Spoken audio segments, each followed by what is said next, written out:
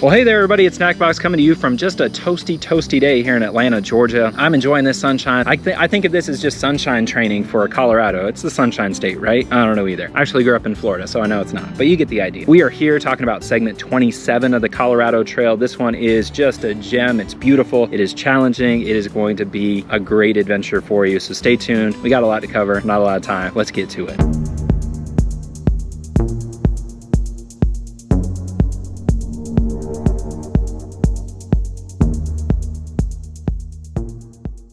So segment 27 of the Colorado Trail goes from that truck with a exhaust leak. Do you hear it? Segment 27 of the Colorado Trail goes all the way from Hotel Draw Road all the way to the Kennebec Trailhead. So my first tip for you is to actually just keep saying Kennebec. It's a lot of fun. Kennebec, Kennebec, Kennebec. Not really my first tip. I got better information for you. Don't you worry. Kennebec. It goes 20.6 miles, goes up in elevation about 4,200 feet and down in elevation about 2,900 feet. So you are climbing your way up to that last descent down into Durango. This is a really cool segment. There's a lot of really beautiful stuff to see in this segment. It is really challenging though, because if you watch my segment 26 video, you know that this one is very dry. So my first tip for you is actually, as you look at the data book and you build up your plan for getting through this segment, pay particular attention to the side trails. There are a lot of side trails that will lead you down to rivers, and it may take a little while because if you are going down to a river, you're going down, which means as you take that side trail, you might go down the Corral Draw Trail, pick up some water, but then you have to climb back up. So you want to be really careful in your planning there, but know that there are a lot of different places where you can take side trails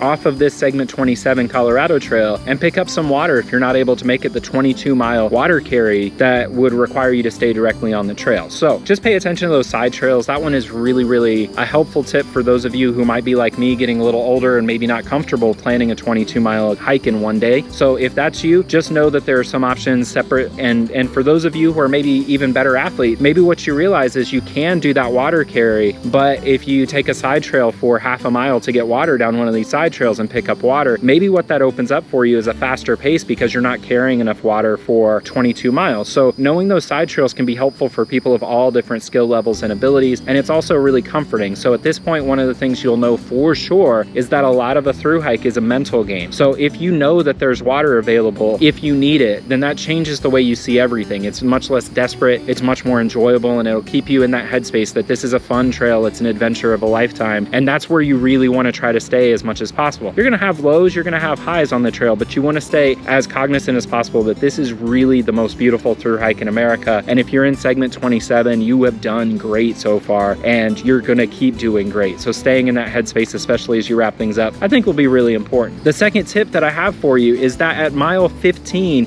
you are going to get close or right before the Indian Trail Ridge. This is when you're gonna head up in elevation, and this one is just well understood is a very tricky spot that you want to be super extra cautious about lightning. So if it looks even remotely sketchy, do not go up, do not climb up over tree lines, stay safe. It is far better for you to take a couple extra days to finish the trail than it would be for you to get hurt trying to finish the trail too quickly. It's just one of those things to know. It's not one to be afraid of. Again, with all of these different tips, I hope the real message is that you can do this and that you should be confident that you can handle this, but I also want you to be really safe in this whole process of planning the trail. So when in doubt, play it safe for sure. If you're running low on something, say you're running low on food or water, you only planned enough and waiting a day would slow you up, this is when you should trust the idea that this is a community, and hopefully, more than likely, people who pass you will be able to sort of pool the resources of the community. So hopefully at this point, you've got a community sort of built up, a little trail family that can help you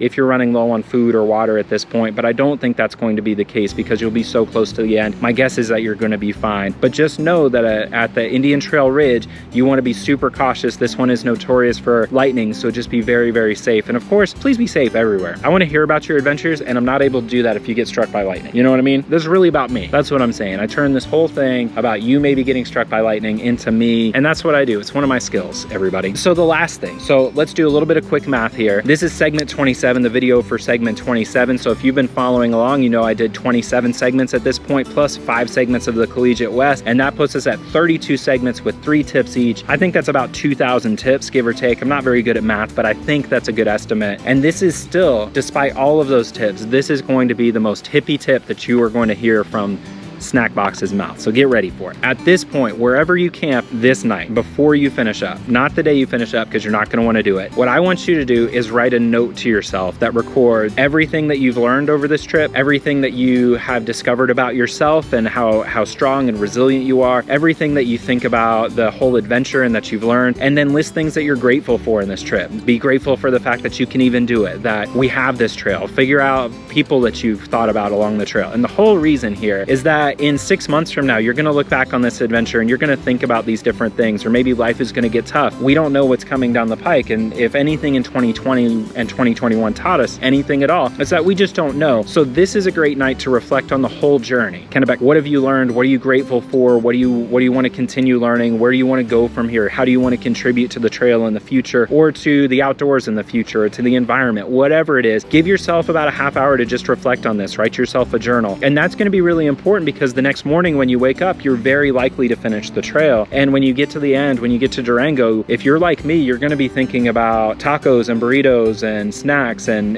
everything, and you're not going to want to necessarily sit down and do a whole lot of reflection. So this night is a really great opportunity to do so. So give yourself that opportunity and really think it over, because if you record how you felt, I think that's a game changer for you in November, in December, whenever hiking season is sort of drawn to a close for many of us. So that's basically it, everybody. I hope this has been really helpful for you. And again, I want to remind you that if you want to see the physical trail, I haven't done this segment of the trail in about 5 years, so I didn't have a video camera at that point. So if you are interested in seeing the actual steps that you will be taking through this segment, check out the Mad Hippies Life video for segment 27. It's really beautiful. I watched it. It's actually how I was reminded of the Indian Ridge Trail, that tip about lightning. So just know that they are really good at what they do, and they're really in touch with how to do a great hike. And I think they do a really good job of capturing what it's like to do a through hike in the moments where maybe something's a struggle or maybe something's really great. They do a great job of capturing what a through hike is like. So check their channel out, like and subscribe their stuff, and please like and subscribe this channel as well, so you can be kept up to date on segment 28. And then who knows what I'm going to do next. Maybe I'm going to turn this into one of those, you know, Instagram influencer channels where I just do makeup tutorials. So you want to be subscribed for that, because I got to tell you, I've been really working on my mascara game, and it's pretty top notch at this point. So click that subscribe button so you can be kept up to date. I hope you're doing well, and I hope you'll send me a message on Instagram at Backcountry Champion. Say, hey, Snackbox, hit me up with one of those outside comfort zone stickers. I will get one in the mail to you for free. You don't even have to follow me on Instagram. It's just my way of saying thanks for being a part of this community. Hang in there, everybody. Looking forward to seeing you out there on the Colorado Trail, somewhere between Denver and Durango. Be well, everybody. I'll see you soon. Kennebec, Kennebec, Kennebec.